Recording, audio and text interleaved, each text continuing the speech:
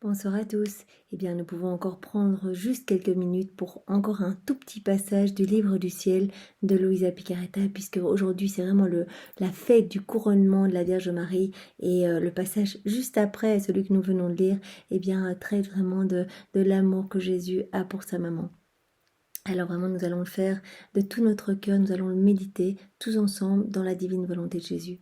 Au nom du Père qui m'a créé, du Fils qui m'a sauvé et du Saint-Esprit qui me sanctifie. Amen. Jésus, je me plonge en toi, dans ta divine volonté, comme avant chaque prière, comme avant chaque méditation, et je te demande bien, de venir t'emparer de ma bouche, de mes prières, de venir ouvrir mon cœur, de venir ouvrir mon intelligence pour venir méditer en moi, dans ta divine volonté, ce passage que tu me donnes encore ce soir. Vraiment que ce passage puisse transformer ma vie, que chacun des mots puisse macérer dans mon âme, dans mes cellules, dans mon corps, dans mon intelligence, et que le tout bien, puisse opérer une profonde conversion et vraiment un retour bien, puissant vers toi, Seigneur. Voilà, nous t'aimons tous, mais nous avons toujours tous besoin de plus de foi, de plus d'amour. Alors remplis-nous de plus de toi, Seigneur. Vraiment que chacun des mots puisse nous tirer un peu plus vers le ciel, nous sanctifier un peu plus et nous rapprocher de toi, Seigneur. Nous voulons revenir à cette place d'enfant de Dieu, cette place que tu nous réserves, de digne héritier du royaume, vraiment le dépositaire de tout ce que tu veux nous donner. Alors vraiment, nous sommes là et nous sommes le cœur grand ouvert pour recevoir ce trésor que tu nous donnes une fois de plus, Seigneur. Et vraiment, nous savons que ces livres du ciel sont vraiment le mode d'emploi pour le paradis. Alors Seigneur, nous voulons aller au paradis. Donne-nous cette grâce vraiment de comprendre chacun des mots, et viens toi-même les lire et les comprendre en chacun de nous. Envoie-nous maintenant ton Esprit Saint, Seigneur. Alors voilà, le passage suivant que nous allons méditer ensemble, donc est le passage du 9 mai 1913. Pendant que je priais, je pensais au moment où Jésus quitta sa très sainte maman pour aller souffrir sa passion. Donc vraiment, c'est le passage que nous allons méditer ensemble demain, où Jésus a dit au revoir à sa maman, il va la quitter pour commencer sa passion. C'est Louisa qui médite constamment sur chacune de ces heures, et donc elle est de nouveau dans ce moment-là. Je me disais, comment était-il possible que Jésus se sépare de sa chère maman, et elle de Jésus? Elle se demandait, voilà, comment avec une telle force d'attraction, un tel amour l'un pour l'autre, ils ont réussi à se quitter. Jésus béni me dit, ma fille, il ne pouvait y avoir de séparation entre moi et ma douce maman. La séparation ne fut qu'apparente.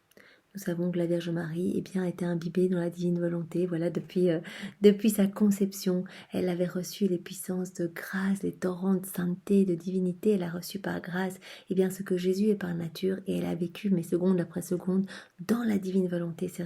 C'est cela qui l'a vraiment complètement embellie et qui l'a rendue immaculée. Donc à chacun de ses actes, elle redécidait d'être dans le plan divin, et elle était constamment, 100% de ses actes étaient dans la divine volonté, et donc elle était en union parfaite avec Jésus, elle vivait tout avec Jésus, et donc la séparation n'était pas possible, parce qu'ils étaient toujours unis, leurs deux cœurs étaient toujours fusionnés l'un dans l'autre. Donc Jésus le dit, il ne pouvait y avoir de séparation entre moi et ma maman. La séparation ne fut qu'apparente. Il y avait fusion entre elle et moi. Entre leurs deux cœurs, il y avait vraiment cette fusion. Et cette fusion était telle que je suis demeurée avec elle et elle avec moi. On peut dire qu'il y avait une sorte de bilocation. Cela arrive aussi aux âmes quand elles sont vraiment unies à moi. Si pendant qu'elles prient, elles laissent la prière entrer dans leur âme comme une vie, une sorte de fusion et de bilocation se produit. Vraiment, si les âmes qui s'unissent de tout leur cœur à Jésus, vraiment qui sont en union complète, vraiment fusionnées dans sa divine volonté, peuvent ressentir vraiment une sorte de bilocation avec Jésus. C'est-à-dire, elles peuvent se retrouver vraiment là où Jésus est. Je les amène avec moi, où que je sois, et je reste avec elles. Voilà, c'est ce qui peut arriver à des âmes qui méditent par exemple sur les heures de la passion, et qui se retrouvent vraiment émotionnellement et avec tout leur corps, vraiment qui se retrouvent à côté de Jésus par exemple, au jardin des Oliviers pendant son agonie, etc., qui ressentent vraiment toutes les souffrances de Jésus dans leur cœur. C'est ce qui arrivait avec la Vierge Marie. Elle a tout vécu vraiment intensément avec Jésus pendant les 34 années vraiment de la passion dans sa divinité, de la divinité de Jésus. Ma fille, tu ne peux pas bien comprendre ce que ma maman bien-aimée était pour moi. En venant sur la terre, je ne pouvais pas être sans le ciel. Jésus ne pouvait pas être sans le ciel en venant s'incarner vraiment, en venant sur la terre. Mon ciel était ma maman. Donc sa maman qui vivait dans la divine volonté représentait vraiment tout le ciel, puisqu'elle vivait intégralement dans la volonté de Dieu, vraiment dans le plan, dans le dessein de Dieu. Eh bien, elle constituait vraiment comme un ciel, elle reprenait vraiment, elle devenait eh bien, héritière de tout le royaume, et donc elle contenait en elle eh bien, tout le ciel, elle contenait toute la divinité de la Trinité, etc. Il y avait une sorte d'électricité entre elle et moi, de sorte qu'elle n'avait aucune pensée qu'elle ne tirait de mon esprit. Ce qu'elle tirait de moi, mots, volonté, désir, action, gestes, etc., formait le soleil, les étoiles et la lune de ce ciel, ajouté à tous les délices possibles que la créature peut me donner et dont elle peut jouir elle-même.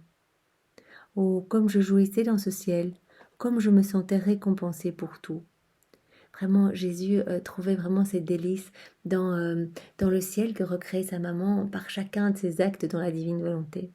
Les baisers que me donnait ma maman renfermaient les baisers de toutes les créatures, puisque quand on est plongé dans la divine volonté, eh bien on rejoint toutes les créatures, et Marie, eh bien tout ce qu'elle faisait, elle le faisait au nom de vraiment de toute l'humanité entière. Et quand elle embrassait son fils, eh bien Jésus recevait l'amour de toutes les créatures de tous les temps, vraiment de tous les hommes du premier au dernier. Je ressentais ma douce maman partout, je la ressentais dans ma respiration, et si je travaillais, elle adoucissait mon travail, je la ressentais dans mon cœur, et si je me sentais amère, elle adoucissait ma souffrance, je la ressentais dans mes pas, et si j'étais fatiguée, elle me donnait force et repos. Et qui pourrait dire combien je la ressentais durant ma passion?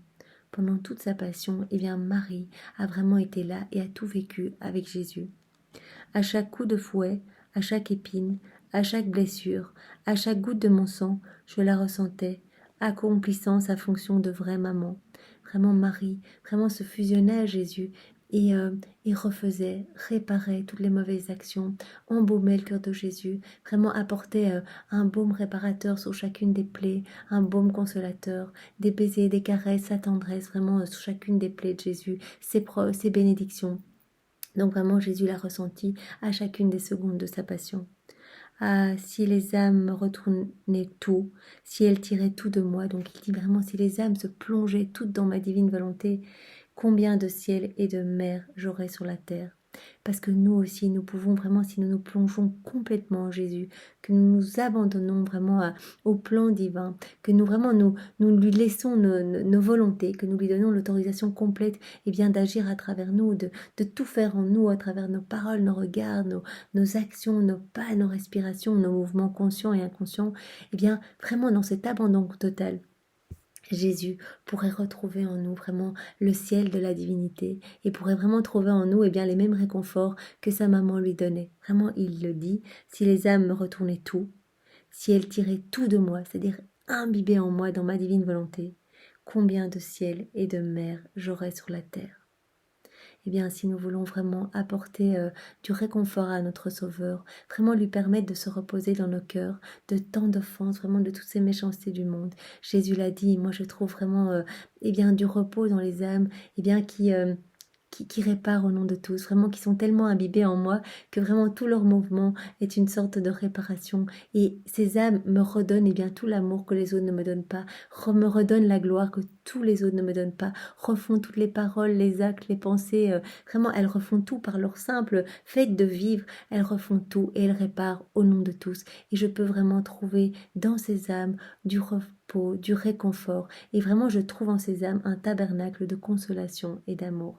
Alors vraiment, si vous voulez être un tabernacle de consolation et d'amour pour Jésus, eh bien plongez-vous sans tarder dans la divine volonté. Il suffit de le vouloir. Voilà, ce soir, si vous découvrez seulement maintenant ce qu'est la divine volonté, vous dites ce soir, vraiment dans votre cœur, dans votre lit ce soir, Jésus, vraiment j'ai cru comprendre ce qu'était la divine volonté, mais je suis pas sûre, voilà, je saisis pas bien ce que je dois faire, eh bien je t'abandonne tout, je te fais confiance et je sais que le simple fait de te demander la grâce de la vie dans ta divine volonté, eh bien c'est toi qui vas venir opérer tout le travail, tu vas venir déraciner de mon âme, tout ce qu'il y a de mauvais, tout ce qu'il y a d'enténébré, tout ce qu'il y a de sombre, tout ce qu'il y a de laid, tu vas tout déraciner Seigneur, tu vas recréer un vide magnifique pour que tu puisses t'installer en moi, que tu puisses tout faire en moi. Et c'est toi, Jésus, qui va venir transformer ma vie, qui va venir me rendre lumière, qui va venir, par chacun de mes gestes, créer des soleils divins à l'intérieur de moi, des soleils divins et éternels. Et tu vas venir tout diviniser.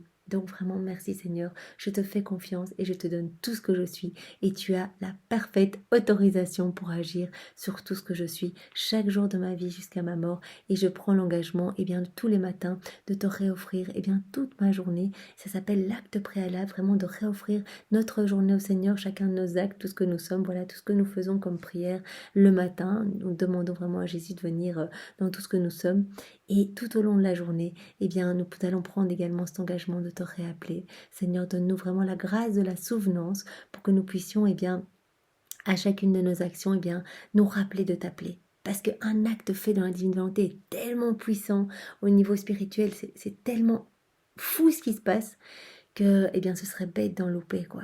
Donc vraiment, quand Louisa a vu cela, elle a dit, mais moi, je veux plus en louper un seul, je veux tous les faire dans la divine volonté, je veux créer tous ces soleils magnifiques qui éclipsent ces ténèbres, je veux vraiment devenir cette torche brûlante d'amour, l'extension même de Jésus. Ce sont les paroles de Jésus, donc vraiment, je le dis avec beaucoup d'humilité.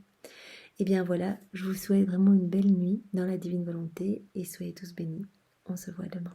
Au nom du Père et du Fils et du Saint-Esprit. Amen. Au revoir à tous.